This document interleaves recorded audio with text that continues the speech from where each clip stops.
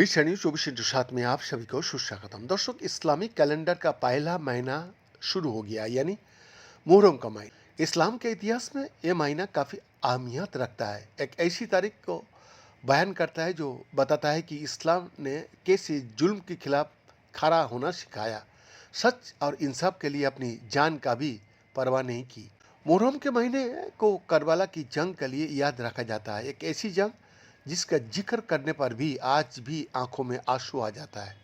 लेकिन आज जहां पहले हम आपको बताएंगे कि करबला की जंग क्या थी, वो क्यों हुई, वही इस बारे में बात करेंगे कि जहां इस जंग में पैगंबर मोहम्मद के नवासे इमाम हुसैन का साथी पैगंबर मोहम्मद की खानदान के कई लोग शहीद हो गए। वही कैसे इस्लाम की बेटियों यानी महिलाओं ने जंग में अहम किरदार निभाया।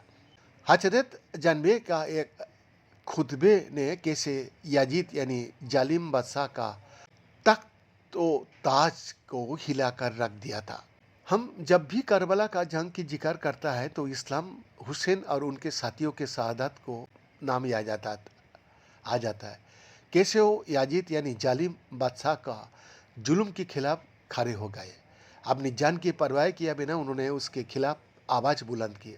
वही इमाम हुसैन का बहन हजरत अली और बीबी फातिमा का बेटी हजरत जानवे ने करबला की जंग में वो किरदार निभाया जिसका बाद ही करबला की हकीकत पूरी दुनिया तक पहुंची।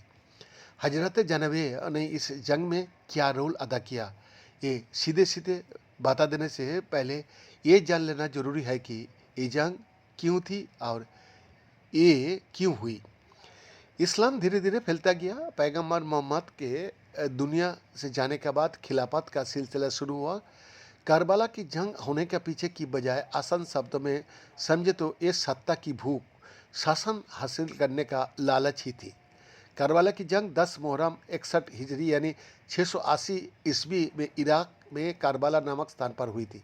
याजीद चालाकी और गलत तरीका से खलीफा बन गया था।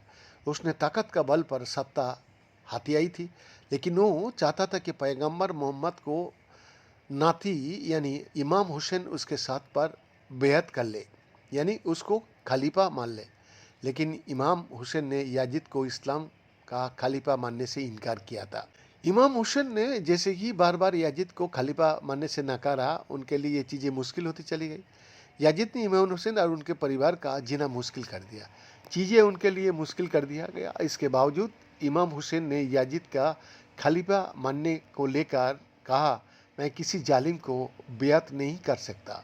इमाम हुसैन 2 मुहर्रम को करबला का मैदान पहुंचे। इमाम हुसैन अपने पूरे परिवार का साथ यहाँ आए थे। यहाँ उनके साथी, बच्चे और महिलाएं भी मौजूद थी। याजिद ने यहाँ अपनी 1 लाख से ज़्यादा की सेना को भेज दिया। याजिद की सेना ने यहाँ क्रूरता की सारी हदें पार कर दी और खून बहाना शुरू किया। उस जमाने में जंग का असूल हुआ करता था कि महिलाओं बच्चे पर वार नहीं किया जाएगा, पानी बंद नहीं किया जाएगा, निहत्ते पर वार नहीं किया जाएगा। लेकिन 6 मुहर्रम को इमाम हुसैन का उस ग्रुप पर पानी बंद कर दिया। भूख प्यास की तरफ पे सब तरह बढ़ती गई। छोटे छोटे बच्चे, महिलाएं सभी भूख और प्यास से। बेन का एक्सक्लूसिव रिपोर्ट, विषय न्यूज 24/7 रांची।